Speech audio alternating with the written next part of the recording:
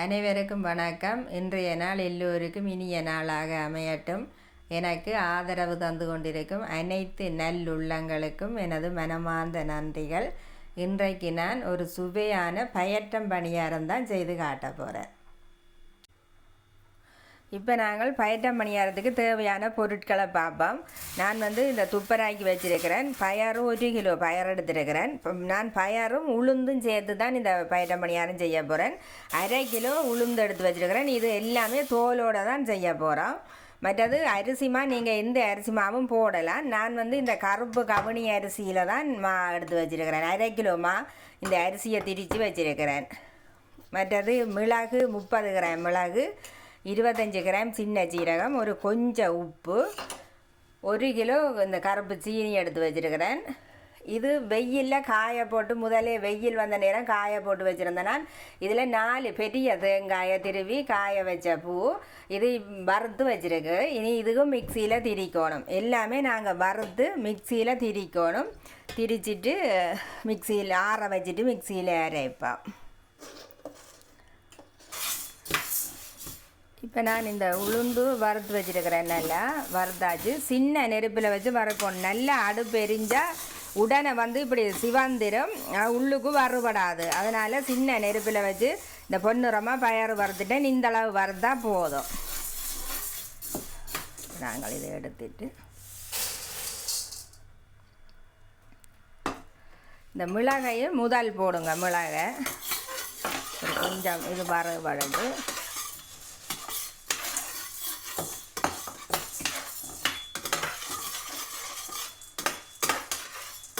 இது ஒரு கொஞ்சம் வறந்த பிறகு இதுக்குள்ளேயே சீரகத்தையும் போடலாம். ரெண்டும் கொஞ்சம் பொன்னிறமாக வரும்.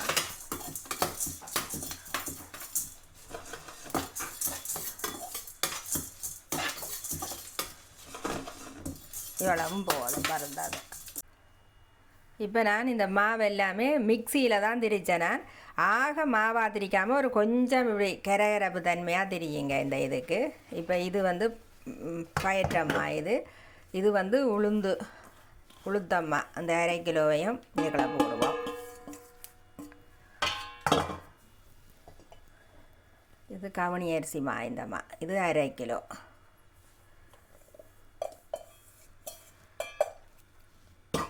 கொஞ்சம் இனிப்பு தெரியறதுக்காக இவ்வளவு உப்புமே போதும். இந்த உப்பும் போட்டுட்டு இது 1 கிலோ சீனி, அதையும் திரித்து வச்சுருக்கிறேன். கொஞ்சம் இதை திரித்து போட்டால் அந்த சுடுதண்ணியில் கெதியாக கரைஞ்சிடும்.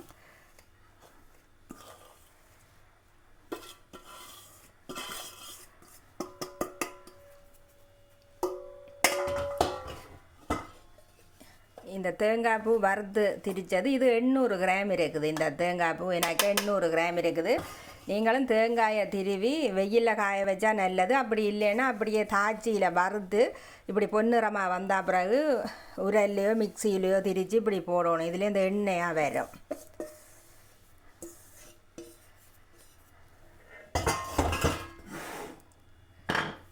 இதுதான் நாங்கள் மிளகு சீரகம், இதுதான் முக்கியமாக தேவை. இதை கூட்டி குறைச்சி போடலாம். நானும் ஒரு கொஞ்சம் குறைச்சி போடுறேன். இவ்வளவும் காணும். இப்போ நாங்கள் இவ்வளோத்தையும் இப்படியே 2 கையாலும் ஒன்று சேர்றதுக்கு நல்லா மிக்ஸ் பண்ணி நல்லா குழைக்கணும். அதுக்கு பிறகு தான் நாங்கள் சுடுதண்ணி கொஞ்சம் விட்டு குழைக்கணும். இப்போ இது ஒரு 10 நிமிஷத்துக்கு எல்லாம் ஒன்று சேர்ந்து வாரத்துக்கு இதே மாதிரி இப்படி குழைக்கணும்.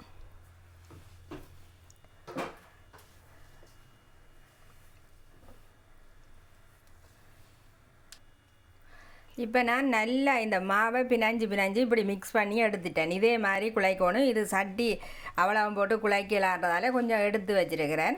இந்த இதை நீங்கள் எடுத்து வச்சுட்டு 1 மாதத்தாலேயும் செய்யலாம். இது அப்படியே அந்த தேங்காய் எண்ணெய் அதுகளெல்லாம் அந்த பூவெல்லாம் இருக்கிறதால இப்படியே இருக்கும். இப்போ நான் இந்த இதுவும் போட்டுட்டேன், முழுக்க வலித்து போட்டுட்டேன். முதல் கொஞ்சம் போட்டு பார்த்தேன், வாசம் குறைவாக இருந்தது காரம் எல்லாம். அதனால் அதுவும் போட்டுட்டேன். இப்போ நல்லா கொதித்த சுடுதண்ணி இருக்குது. இதை கொஞ்சம் தான் விடணும். கிணக்க ஊற்றி விட்டிங்கன்னா களி மாதிரி போயிடும். இது இறுக்கி பிடிச்சி தான் நாங்கள் இதை செய்யணும். அதுக்காக கொஞ்சம் கொஞ்சமாக பார்த்து தான் விடணும்.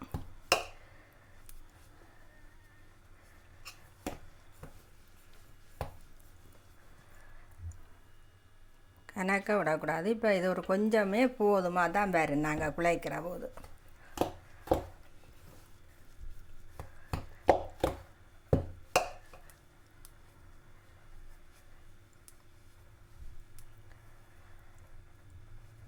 இப்படி பிடிச்சி பார்த்து தான் செய்யணும்.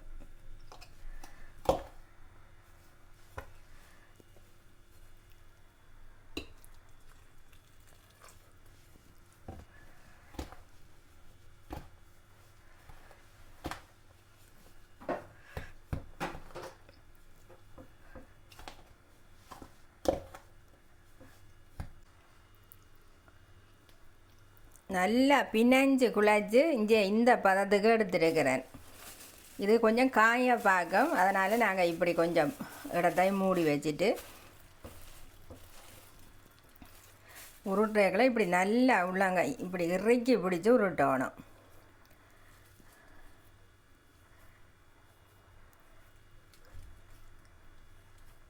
இப்படி நாங்கள் போட்டு அந்த தேங்காயில் உள்ள எண்ணெய் இப்படி வரும் அந்தளவுக்கு நாங்கள் பிடிக்கணும். இதை நல்லா இறுக்கி பிடிக்காட்டி பிறகு எண்ணெய்களை கரையை ஒழிக்கட்டும், உடைஞ்சு அப்படியே எண்ணெயெல்லாம் கறக்க வச்சிடும். அதனால் நாங்கள் பிடிக்கலையே இதை இப்படி உருட்டி பிடிக்கணும்.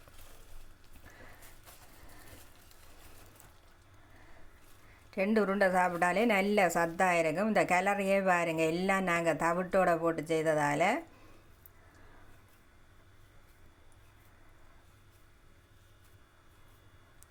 ரெண்டு மூணு பேர் இருந்து பிடிச்சா தான் உடனே செய்யலாம்.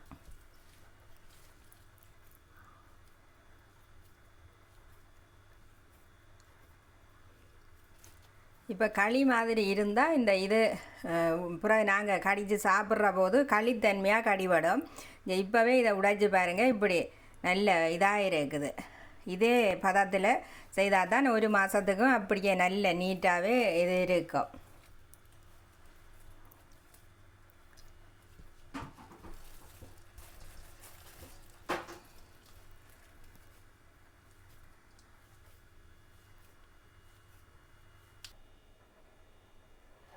இப்போ நான் எல்லாமே உருட்டி எடுத்துட்டேன். இனி நாங்கள் கரைச்சி அதில் துவைச்சி பொரிக்கிறது தான் வேலை. இப்போ இந்த அமெரிக்கன் தான் நான் எடுத்து வச்சுருக்கிறேன். 500 கிராம் இந்த எடுத்துருக்கிறேன். இது கூட குறைய வரும், அது நாங்கள் பார்த்து அப்புறம் வேணுமென்னா கரைச்சி கொள்ளணும். இப்போ இதுக்கு கொஞ்சம் உப்பு, இது கண்டிப்பாக மஞ்சள் தூள் கொஞ்சம் போடணும். இது பச்சை தண்ணி தான், இந்த தண்ணி விட்டு கரைப்போம். இது கட்டி இல்லாமல் நல்லா கரைக்கணும்.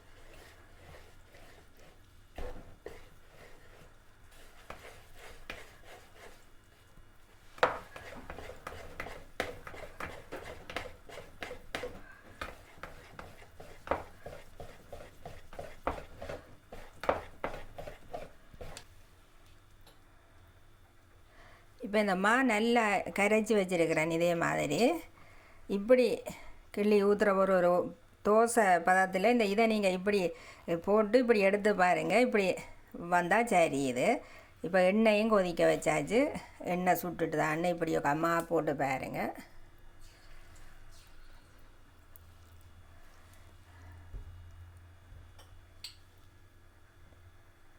எண்ணெய் சுட்டுட்டு நாங்கள் இந்த போடும். இதுக்குள்ள 2-3 எடுத்து இப்படி போட்டுட்டு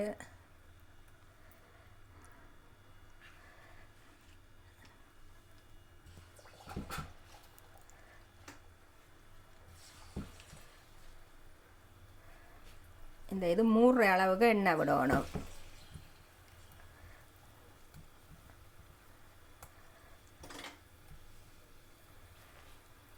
கிட்ட கிட்ட போட்டால் ஒன்றோட ஒன்று ஒட்டி வரும். கொஞ்சம் இப்படி தள்ளி தள்ளி போடுங்க.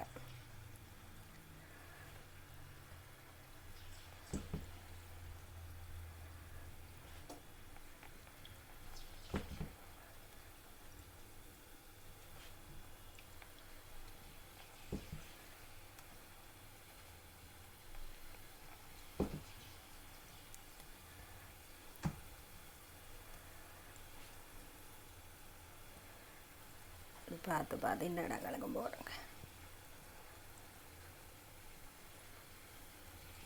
நீ காணும் இதுக்கு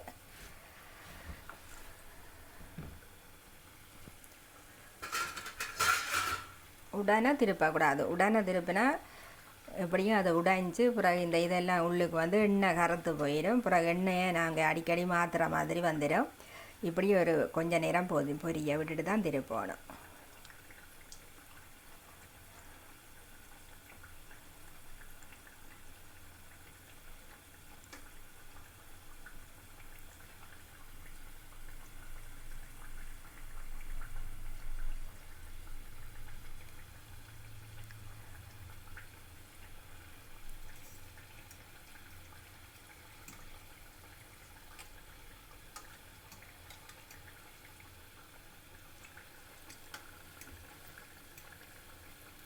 லேசாக இப்படி இருக்க ஆட்டி விடுங்க.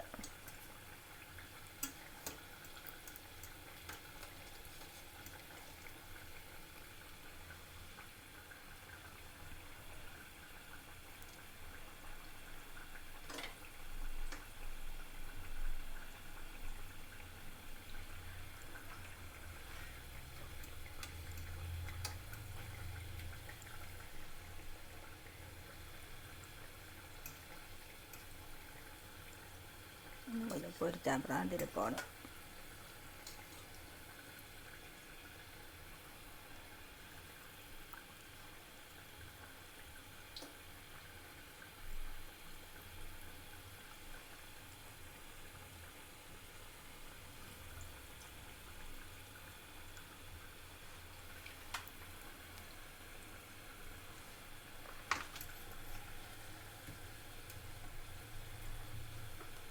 இப்போ நாங்கள் திருப்பி வருவோம். நான் பெரிய பெரிய உருண்டையாக உருட்டிட்டேன். நீங்கள் கொஞ்சம் சின்ன உருட்டி செய்யலாம்.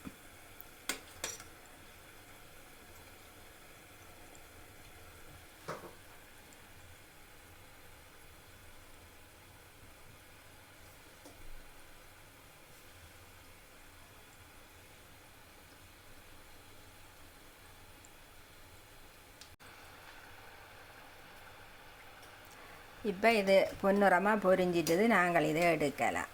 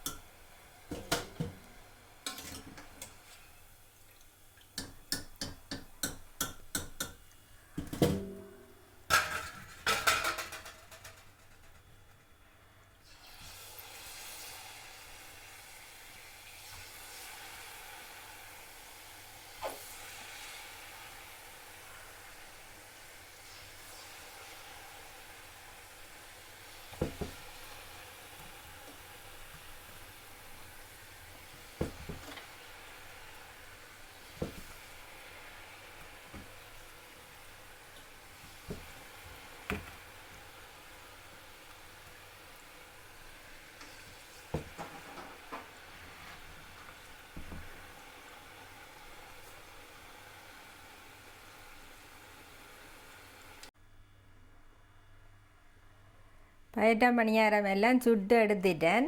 எல்லாமே நல்ல மாதிரி எல்லாமே வந்திருக்குது. நீங்களும் ஒரு தடவை இதே மாதிரி இந்த 3 பொருட்களையும் வச்சு செய்து பாருங்கள். அது ஒரு தனி டேஸ்ட்டாக இருக்கும். கவுனி அரிசி எல்லாம் போட்டதால் நல்ல சூப்பராக இருக்குது. ஒரு பலகாரம் நீங்களும் இதே மாதிரி செய்யுங்க. நல்ல மொறுமொறுப்பாக மேலுக்கும் உள்ளுக்கும் நல்லாவும் இருக்குது. இதே மாதிரி செய்து சாப்பிடுங்க.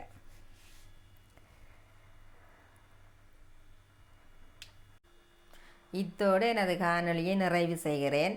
லைக் பண்ணுங்கள், ஷேர் பண்ணுங்கள், கமெண்ட் பண்ணுங்கள், சப்ஸ்கிரைப் செய்து எனக்கு ஆதரவு தாருங்கள். உங்களின் விலை மதிக்க முடியாத நேரத்தை ஒதுக்கி எனது காணொளி பார்த்த அனைவருக்கும் நன்றிகள்.